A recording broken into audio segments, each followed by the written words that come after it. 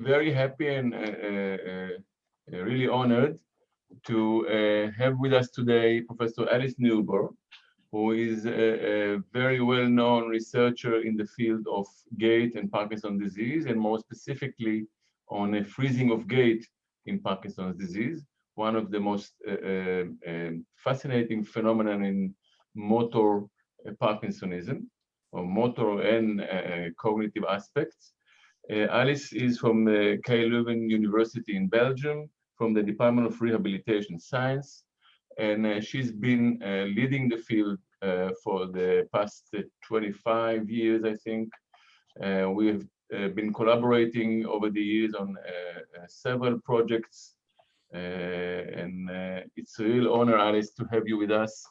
And I'm looking forward to hear you talk about moving forward in understanding freezing of gait in Parkinson's disease. Thank you. Thank you, Nir, for this nice introduction that makes me feel old. I'm going to share my screen and hope that all will work. Yes, it seems to be. Yes, as Nir already explained, freezing of gait is, of course, a milestone when patients start to experience that in the disease evolution. And it's also a mysterious problem, and that's why I think this talk was organized perhaps in the first place.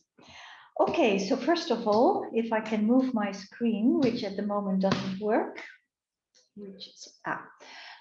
this is my team in pre-COVID days, so they were all very optimistic and had normal hair.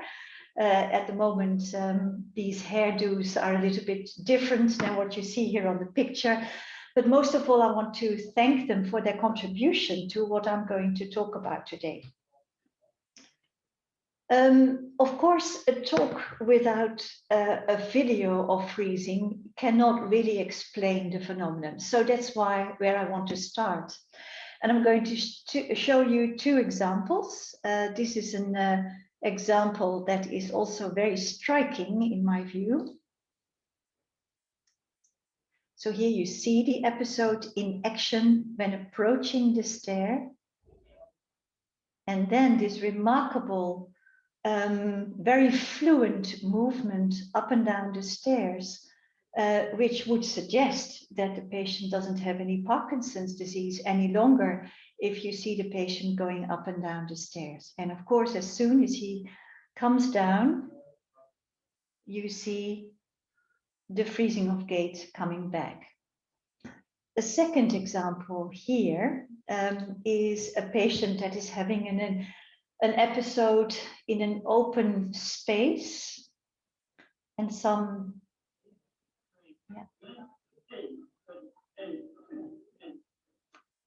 and this is the patient.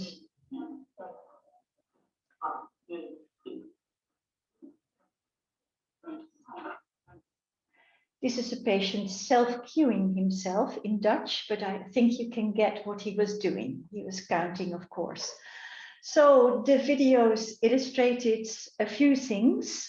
First of all, that freezing is not the same as standing still. You saw these very, very high frequency trembling movements during the episode. Also, it shows some of the difficulty we have when we want to research this problem, because it is episodic and inconsistent and sometimes comes up and at other times it doesn't, which makes it really difficult to investigate. And the other thing that these videos showed is the very powerful action of compensatory strategies that you saw were being employed in these two patients. Again, it is a very inconsistent way in which we can deal with freezing, and it was already illustrated very nicely by the two patients. So it seems to be very patient dependent, one patient being very fluent when using such a strategy and another very regimented when using such a strategy. All right, let's look at the prevalence of freezing of gait. And this is the most recent paper on prevalence, which actually used a new freezing of gait questionnaire that Neer and myself and also Thuli have been validating in the past. And here you see a very clear increase of the prevalence of freezing of gait with an increasing disease duration and severity. And that brings home how freezing of gait is related to disease progression. And also that shows us that when you want to compare freezers and non-freezers in two groups, you're always having to deal with differences in disease duration and severity, which you have to control for, which makes it difficult to compare these two groups. Also, in this slide, you see that when the disease progresses even further beyond 15 years, freezing seems to go down. And this is interesting. It may be because patients move much less, as you can imagine, with increasing disease severity. But I also think that perception of freezing changes. So here you see what I think is happening with self-perception of freezing of gait over the years. Early on, when this freezing is very mild, patients probably won't recognize it very much. And of course, once it becomes worse, then freezing is registered most frequently. But with time, I also think that when freezing becomes very severe and very frequent, it almost is not registered anymore by patients with the disease. And of course, also concomitant cognitive decline may also have an effect on self-report of freezing. So the bias changes with time and with freezing severity. And in fact, recently we showed that self-report, even with the new freezing of gait questionnaire, is not reliable when you repeat it in 6 weeks, with a period of 6 weeks in between. The error was 10 points on the scale, which is about a third of the range of scores. Now, freezing of gait is very closely related to quality of life, and this correlation, as you can see, is not spurious between the severity of freezing on the x-axis and the PDQ total score on the y-axis, and higher scores mean worse quality of life. But most strikingly, of course, freezing is very related to falls, and this recent prospective study of more than 2,000 fall diaries showed that 61% of falls were in fact related to freezing, whereas the other 40% were either related to balance deficits or to syncopes. Now, a few clinical correlates. We've already seen that freezing manifests with shifting forwards and trembling movements, but you can also see it sometimes happening very much as standing still, which is then an akinetic type of freezing, which is not very common. And there may be different phenotypes. I will talk about that later. There are different triggers. I'll show you some other examples later of turning, which is a very frequent trigger, gait adaptation, distraction, and stress.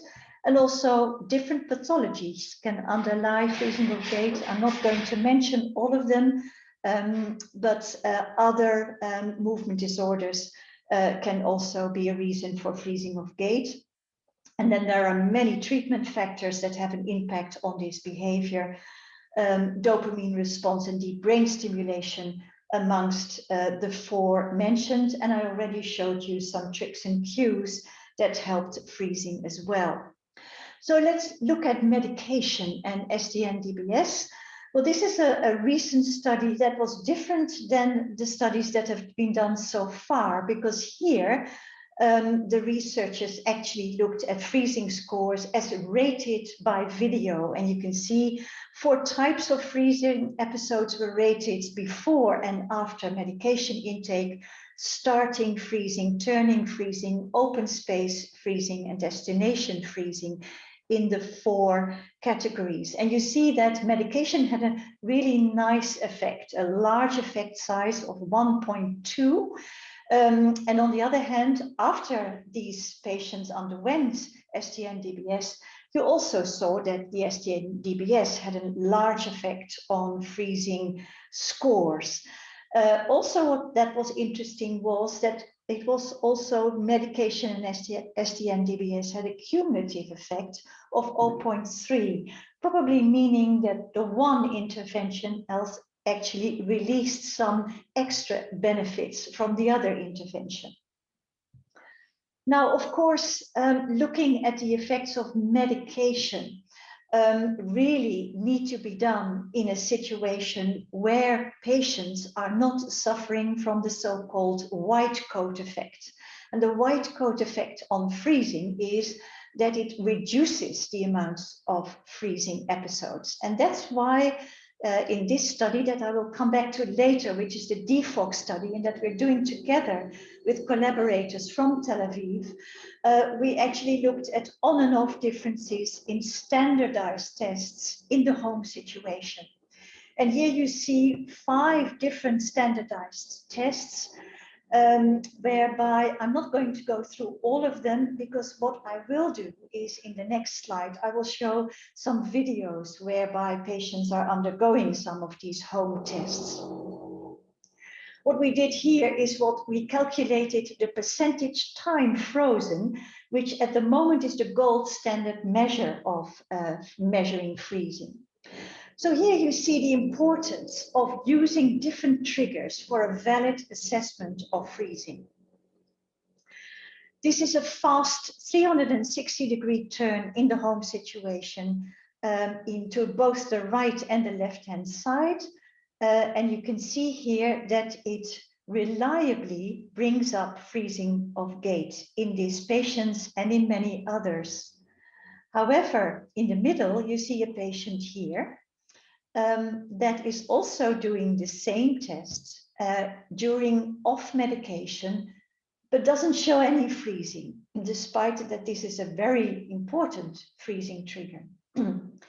This lady, we then tested also in the hotspot at home. And the hotspot is the place where she actually said that she was freezing most.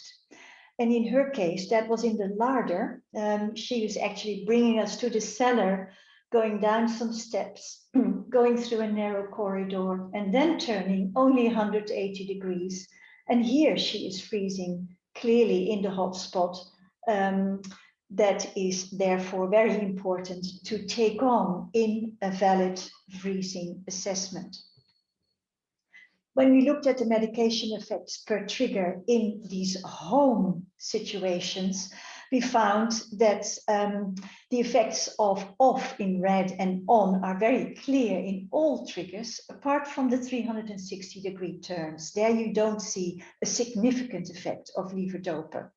Also, it is interesting to see that, of course, only 62% had fog in on, and therefore that really says that you have to also look at the off period to be able to measure fog reliably. Now, all these different triggers bring up the question whether there is something like a freezing of gait subtype.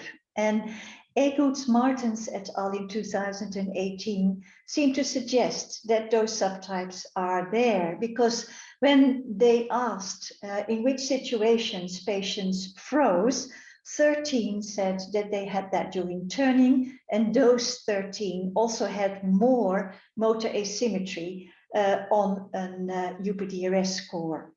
In green, you see that there were 13 that said that they were mostly freezing during distraction, and these patients also had worse scores on set shifting tasks.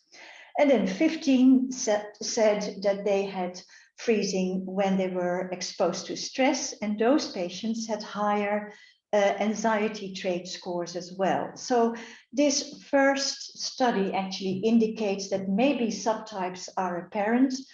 Although my own idea about this is that I think there is a definite individual susceptibility to triggers of freezing, but probably it shifts over the disease course, and you still see that the same patient can freeze when exposed to different triggers. So whether this is a fixed phenotype, I'm not very sure about that. However, it does, this idea of subtypes does actually coincide with the most important hypotheses on why freezing occurs. And this has been put forward by Simon Lewis's group that actually proposed that there is a final circuit of freezing, which you see here in picture A, which typically involves nodes in the basal ganglia and in the brainstem, which you could view as the final circuit of freezing that actually brings on these episodes when deficient input is being processed in this final pathway. And then, of course, what Simon Lewis was also proposing, that these different types of freezing probably refer to context-dependent dysfunctional neural input that leads to disruptions in this final common pathway, leading to an exaggerated inhibition that could come from the motor circuits, which you see indicated in blue under B. In purple, you see cognitive networks that may be dysfunctional as well, and giving also and eliciting freezing. And in D, in brown, you see the limbic circuits being involved, including the nucleus accumbens. Another alternative explanation that also was put forward by the same group, that deficient episodic processing of multiple inputs could be the leading cause of freezing of gait. But the real answer to why freezing occurs, of course, is still elusive. Now, just a few words on limbic anxious freezing, which is probably the type of freezing that we don't know enough about yet. Certainly, we know that stress probably produces an attentional bias to the threat, and as such, the patient is not able to then bring in rescue strategies or to start walking again. Or it may be a primary trigger that stress in itself brings on standing still, as it were, and it could be part of a freezing episode itself.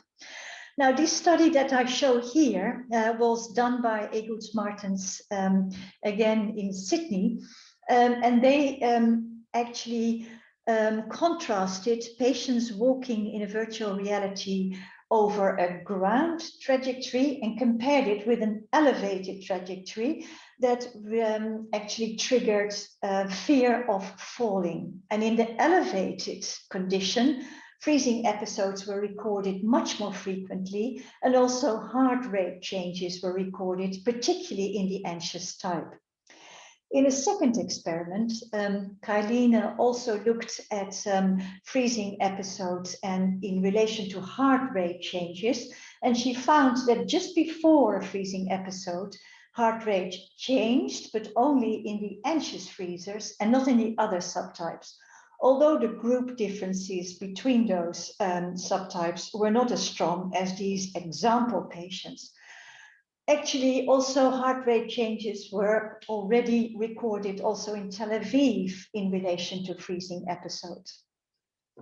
What these results do not show is whether fear of actual freezing is related to the severity of the episodes.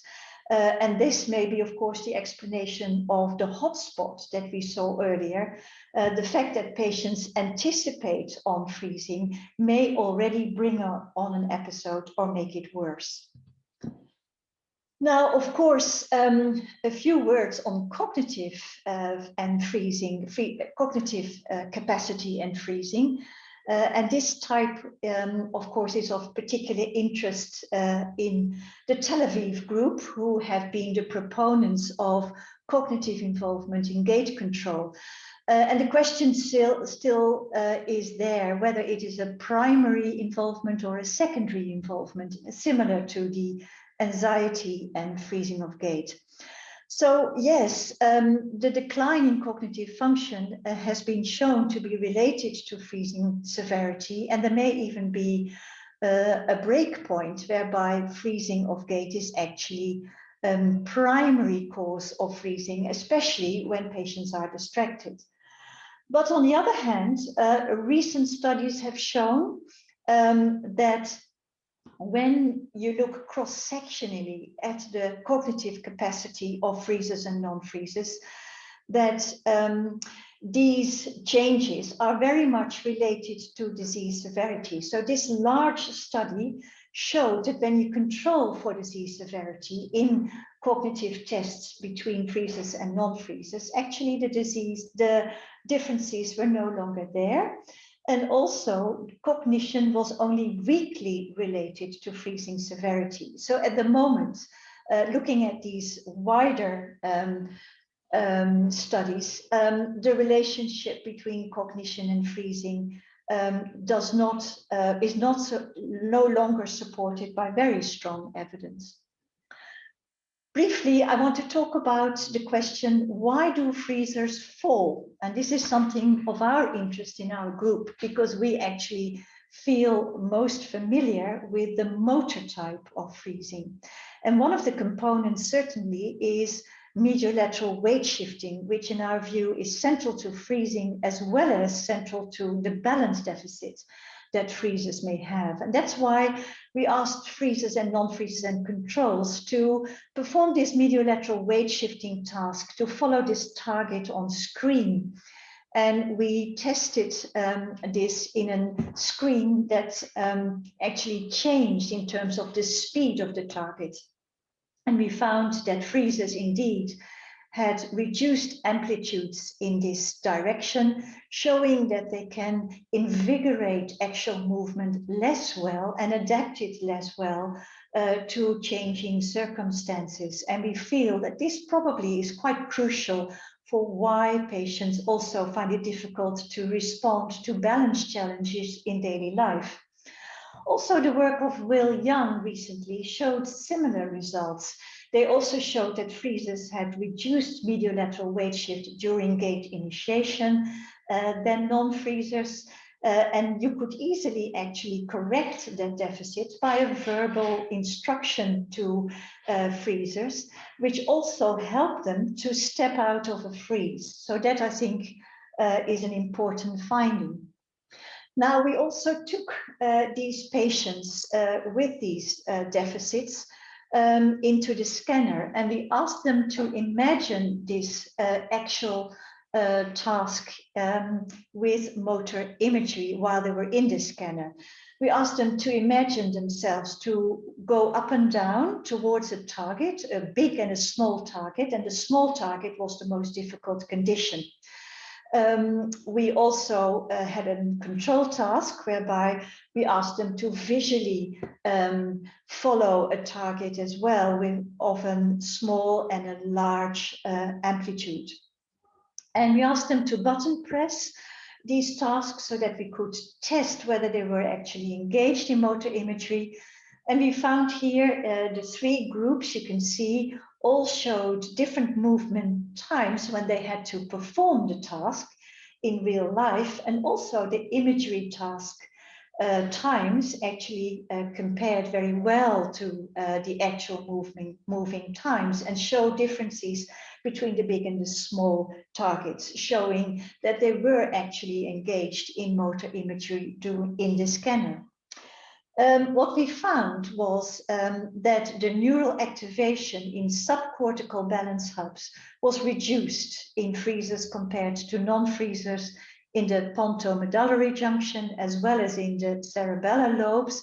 And when we then did a region of interest analysis, we also found that in the most important balance hubs that we found earlier to be involved in balance control in healthy people, we also found striking reductions of activations in freezers in the anterior cerebellum, which I showed you the picture of on the left-hand side, and the mesencephalic locomotor region and the cerebellar vermis. So very much a subcortical picture of reduced activations in freezers, which also proved to be correlated to this weight shifting problem that they had in real life in this task. So this may be part of the puzzle of why freezers have problems with balance control as well. Now, finally, a word on predicting conversion to freezing of gait, which is also an interest of many groups around the world. And there are now known predictors that are able to predict the moment in which patients convert to having freezing based on self-reported freezing of gait, of course. And you see a long list of non-motor factors as well as motor factors that have been shown to be related to conversion. And of course, the Tel Aviv group showed that depression and anxiety were related to this point of conversion. We actually also looked at this in a small cohort, whereby we confirmed that actual problems when measured on the UPDRS was involved, as underlined here. But we also showed that when you measured repetitive finger motion, that was a very powerful predictor of conversion to freezing of gait. And these two factors had an accuracy of conversion prediction of 0.8. Now, we also looked at the brain and whether we could predict conversion as well. And here we did a shape analysis on gray matter in 15 subcortical nuclei at baseline. And we found that particularly the thalamus was involved in predicting conversion from non-conversion. And here you see the converters in orange and the non-converters in blue and freezers in gray. And what you see is actually an inflation in the thalamus, and that inflation was particularly prominent in the medial part of the thalamus. And together with levodopa equivalent dose, sex and age, this predicted conversion to freezing of gait very nicely with an accuracy of 0.87. It also proved to be correlated with executive function. And then we looked at which cortical areas these thalamic nuclei were connected with during resting state scanning. And we found that the thalamic areas were particularly coupled and more coupled in converters than in non-converters with a medial prefrontal cortex and a dorsolateral prefrontal cortex. And interestingly, altogether, this brings up a picture whereby we think that thalamic inflation that is predictive of conversion probably tells us something about disease progression as well as with a non-motor compensation that heralds conversion to freezing of gait. Interestingly enough, we found that this coupling between the thalamus and the prefrontal cortex became reduced over the 2 years in which we followed up these converters. Now I want to address some of the bottlenecks in understanding freezing of gait, and I've already hinted to it because of course that is measuring freezing of gait, which is a real problem. And I think it really stands in the way to progress in our understanding of freezing of gait. So what we need is measures that are responsive as a clinical outcome, particularly for small treatment effects. We also want automatic detection in the home situation to actually assess the impact of freezing in daily life. And we want to be able to have accurate event detection for being able to administer adaptive treatments when the freezing episode actually occurs. Also, we want early freezing of gait detection to pick up conversion much more timely than we have done so far with the help of self-reported freezing of gait. So a large portfolio of questions for the big issue of can we measure freezing of gait reliably. So far we have a gold standard by having this outcome of percentage time frozen of freezing during standardized conditions, such as the time get up and go in this particular example. We also have video annotation software, which helps us to determine percentage time frozen as accurately as possible. But of course, the heterogeneity of freezing episodes really makes this a difficult task. In this case, this was providing some reliable freezing of gait annotations when you only look at the time get and go. But when you look at more and different freezing situations, then freezing annotation becomes more difficult. So we need to automatically detect freezing at home, but of course, how do we validate that? Now, many groups around the world are looking at the moment at wearable sensors using inertial measurement units with algorithms to classify freezing episodes and also classify groups with and without freezers. And so far, those studies have mostly been done in lab. Also, the methods that have been used so far varied from simple threshold methods to machine learning techniques, and they have led to fairly good areas under the curve, but again, mostly in standardized situations. Now, the seminal work that has been going on in Tel Aviv as well as in Australia have produced results that are now bringing us to the freezing ratio index that is being used by Martina Mancini to detect freezing. And you can see the picture here. This is a freezing period determined in a certain window of detection.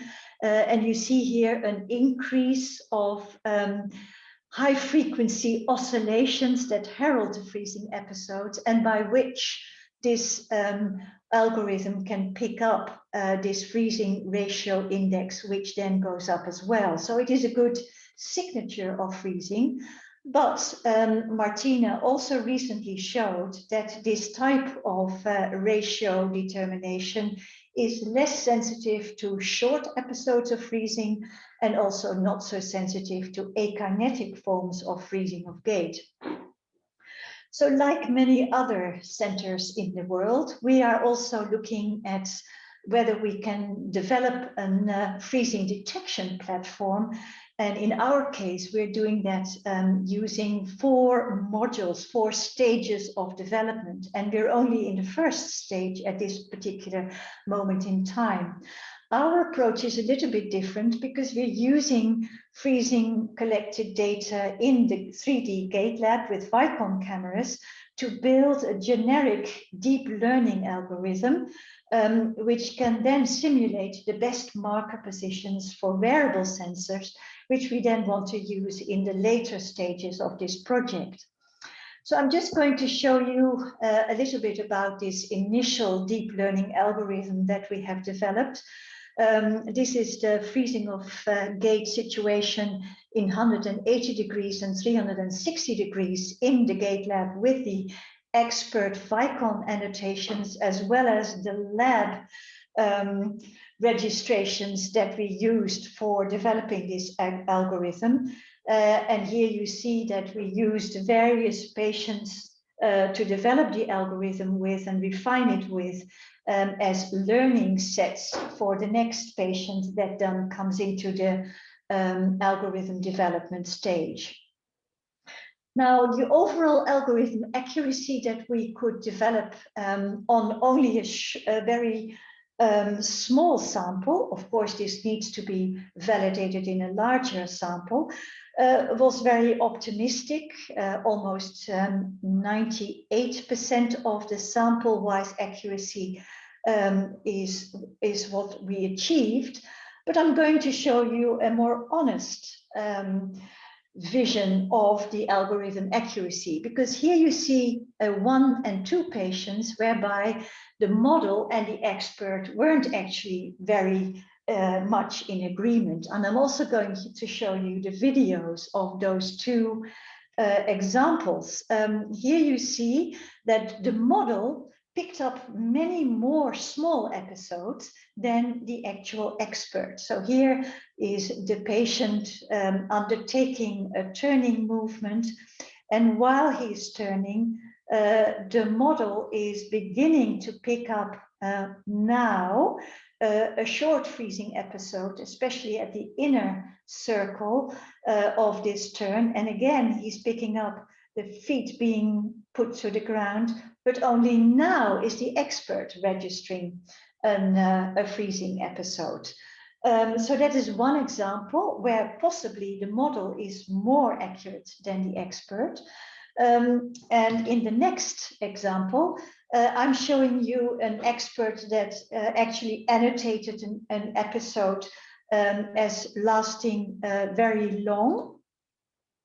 Here you see the expert is saying here the patient is freezing, but within that period, the model was able to distinguish between freezing and these small shuffling steps that the patient is doing while engaged in this freezing episode.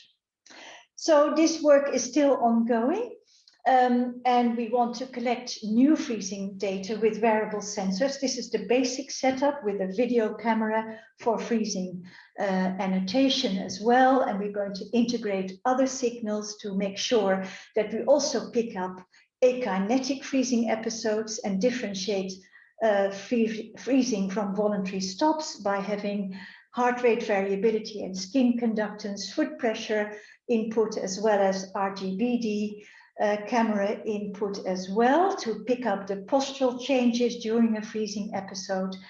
And we will be making sure that 40 patients go through a protocol in the lab as well as in a standardized protocol in the home on and off medication to validate our algorithms.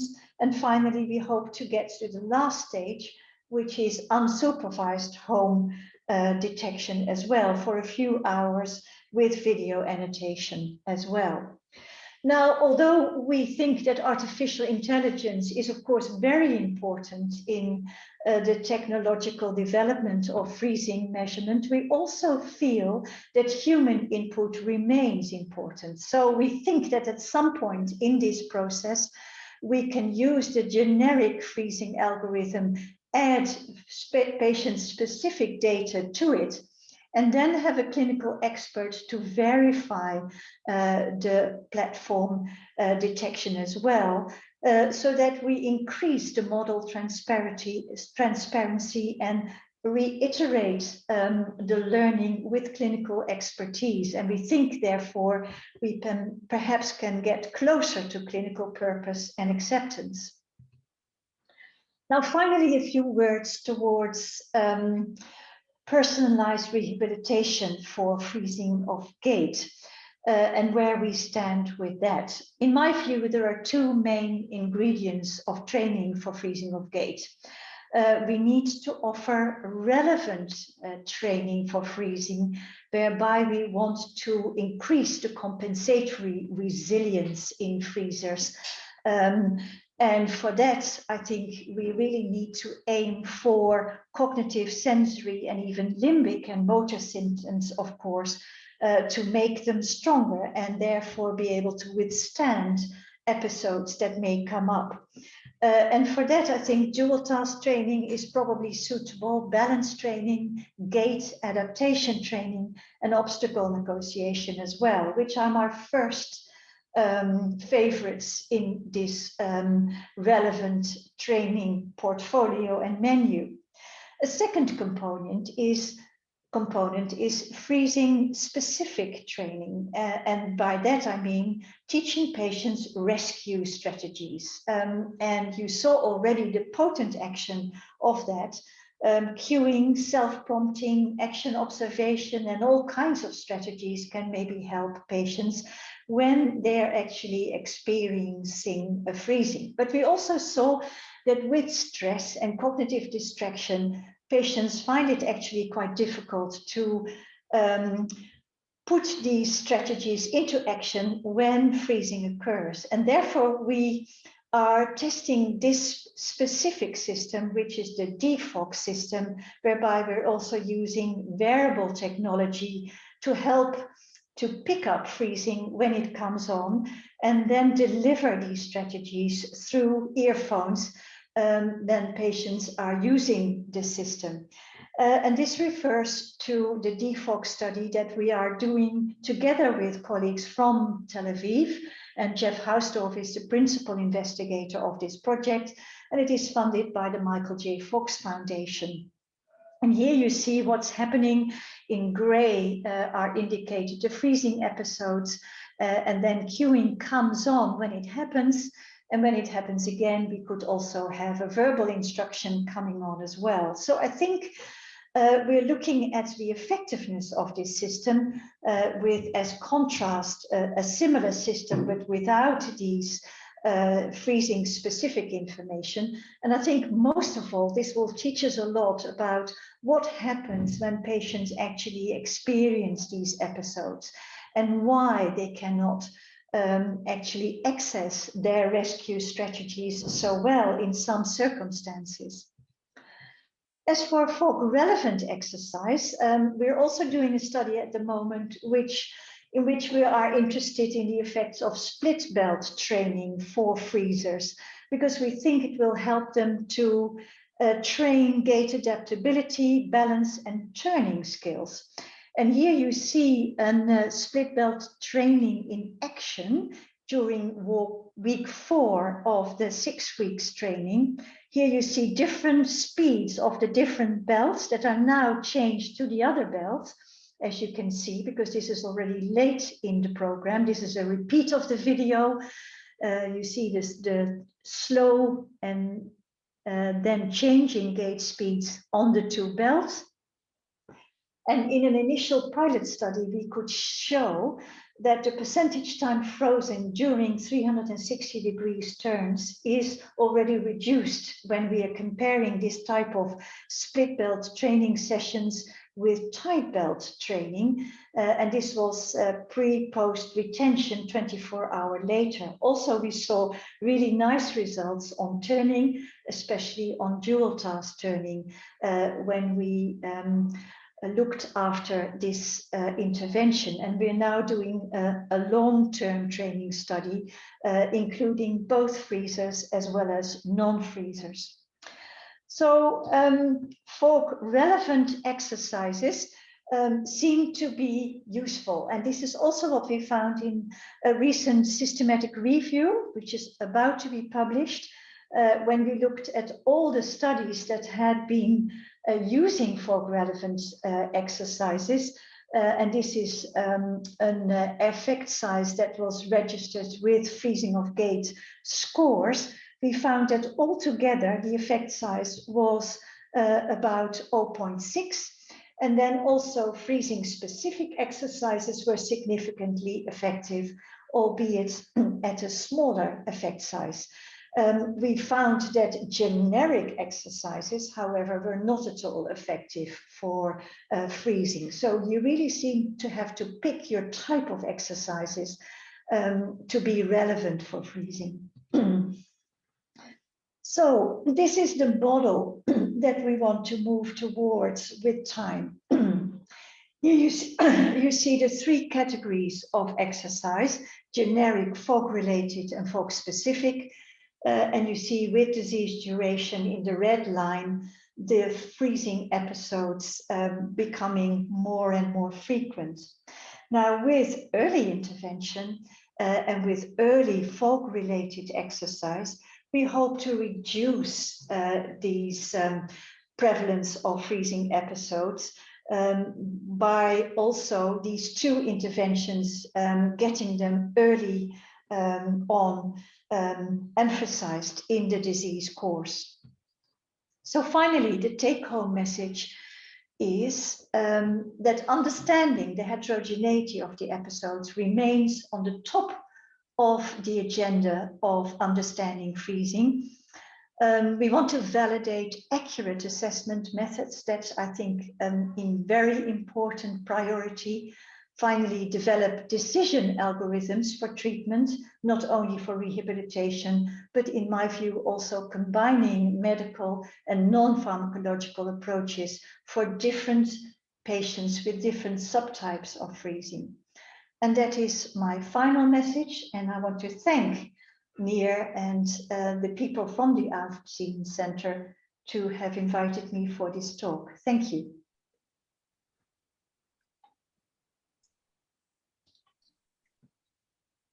Thank you so much. That was really wonderful. They're extremely informative. So I think we're going to open the Zoom to questions. So if anyone would like to raise your hand, or you can put it in a chat, and I'll read the question.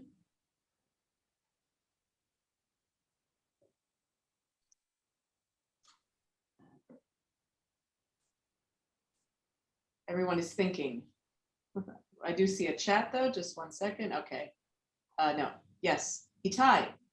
Yes, actually 2 questions. So one, briefly, in the beginning, you showed us the relation between time from onset to the percentage of fog, which seem to be increased over time. Now, what happens if you factor in the age at diagnosis? I mean, younger patients or that were people that were diagnosed at earlier age versus those that are more elderly. Yeah, I think you're probably making a valid point, that intuitively you probably refer to the fact that it may well be that older patients have freezing of gait earlier in their disease course. So far, I only know of one of the conversion studies that have actually shown that age was a component, onset of the age of onset. But it certainly has not been a consistent factor in the studies that have been done so far on conversion. Yeah, but I understand your question. Okay, yeah. The second question is regarding self-promotion. So we saw in the beginning again that patient giving himself marching orders, so it seemed. So this self-promotion or self-enhancement strategies, I assume there is no one solution fits all, but that or other kind, for what percentage of patients does it work? Yeah, actually, I would say almost in 100% of patients, you can find always a strategy for a patient that can help a patient to come out of a freeze. But in daily life, patients do not use it. That is the question. So I sometimes am surprised to having found together with a patient a really nice way for him to get out of a freeze. And then they go out of your office and they forget it. They don't use it. So that is the problem. And that probably refers to what is going on during a freeze. So it probably is the patient hardly notices their own freezing sometimes because they're task-oriented. They want to get somewhere, they want to do something, and then they freeze and they almost, it's like a hindrance, but they're almost half conscious of their freezing. So that may be one reason. And then it's unfreezing themselves and then implementing those strategies that is the problem. And so many factors may be at play there: stress, distraction, and that's why the default system, giving patients almost an online reminder of what they can do during a freezing episode, is theoretically the solution. But of course, that solution only works if the detection works really well. And at the moment, there are still a few issues with that detection. And then, of course, the second thing is the solutions. Do they always work as well? And do they, after a while, become less effective? And what happens when a freezing episode is lasting for longer? So these are the important questions. So we've only, I think, taken one step in the right direction, but there is a lot more to know about, as you already intuitively feel as well. Well, thank you. This is fascinating. Actually, I have a solution as a device that will solve that problem, but this is probably a topic for another lecture. All right, I'm looking forward to that. Yeah. Alice, I would like first to thank you for a fantastic overview and really up-to-date ideas. This was wonderful. But I would like to ask you about a point that you have pointed in your lecture about the upper limb movements and their relation to freezing of gait. Could you share? You've been spending a lot of time trying to understand the linkage between upper and lower limbs. Could you share some of your? Well, it's something that we've been involved and interested in for a longer time, because as motor control, say, researchers, we were struck by the resemblance between repetitive movement dysfunctions that you can see in finger movements in patients, as well as with foot movements in patients. And of course, we at the same time realized that freezing of gait is much more complex than the simple motor control issues. But I do think that there is a relationship. And in fact, our study showed that, because it showed that when you ask patients to do repetitive movements and the problems you pick up when you measure that, not rate it, but measure it, we found that they were the second best predictor of conversion to freezing in our cohort. But of course, it was only a small cohort with 60 patients. So I'm not saying that this is the be-all and end-all of life. This needs to be verified in other cohorts before this is a robust finding, I would think. Is that an answer to your question, Neer, or did you want more? No, that's really, it points to the importance of the motor control. But what strikes about the upper limb is that it can be seen in a single limb, while the freezing of gait is usually bilateral axial midline phenomenon.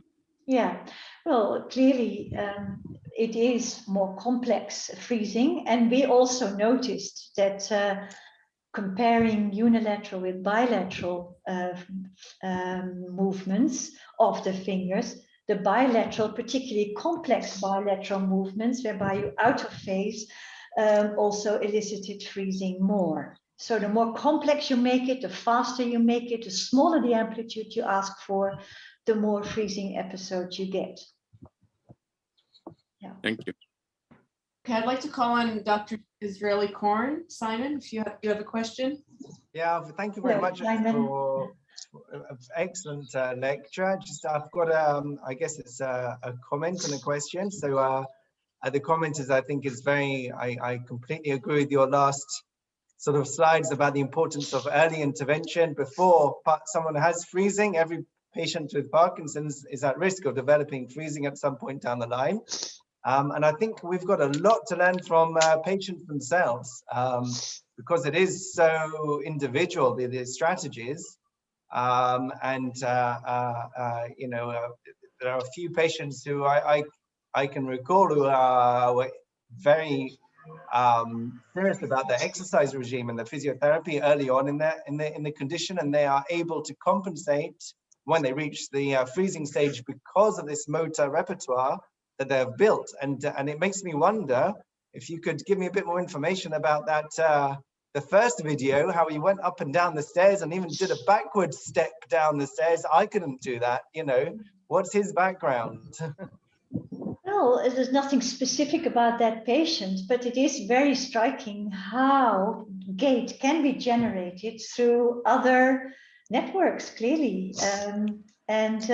Sometimes I'm struck in the Netherlands, of course, they've made a big video bank of all these examples. And some examples, for instance, relate to the fact that patients cannot walk through a corridor, but they can skate through a corridor, skating being a Dutch sport.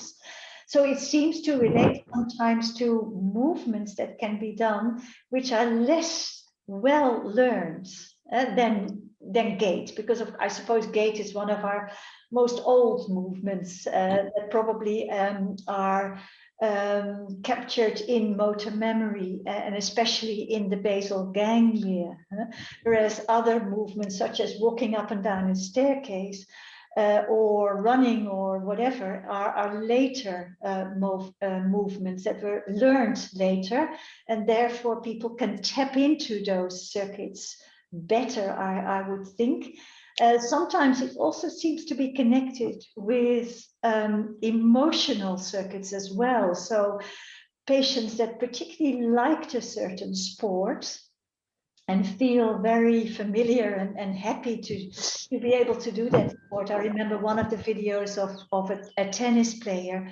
Again, it seemed to, with some limbic input, somehow, very mysteriously, almost normal movement could be provoked in such a patient. But then I think those examples, the comparison between extreme Parkinsonian movements and very fluent movement, like I was showing, are very rare. They are rare examples. And a more striking or a more common example was the one that you saw in which the patient was counting. And with some regimentation he could get by, but it wasn't certainly a fluent movement. So yeah, there are different circuits in which we can pick up and generate forward movement that resembles gait, but how it exactly works, we don't know. And it is very individualized, as you also refer to. Thank you. I'm going to attempt to share my screen for a moment. We'll see, my computer gets quite tired from Zoom by the end of the day. Let's see, can you see my screen? Can you see my screen? Anybody? Yes. Oh. Yeah, okay. So I'm just putting in a plug, advertising. We're having the Kenneth Parkinson, the Israeli Parkinson's conference next Thursday. It's going to be a full day virtual event. The plans are ongoing. It's going to be a very exciting day. The link, I sent it on the chat, and you can also see here the link in order to register. Some of you are speaking, and I hope very much that many of you can join us. It will be in Hebrew, so Alice, I'm sorry. We won't be able to, to entertain you there, but I think the rest of our audience should be able to handle this. I can do other things then. Yeah. You have the day off, yeah. Okay, so if we don't have any other questions, I've already been asked about the recording of this lecture. Thank you for allowing us to do so. It will be on the Aufzien Family Center website next Sunday, so you'll be able to hear this again and share it with those of you who weren't able to attend.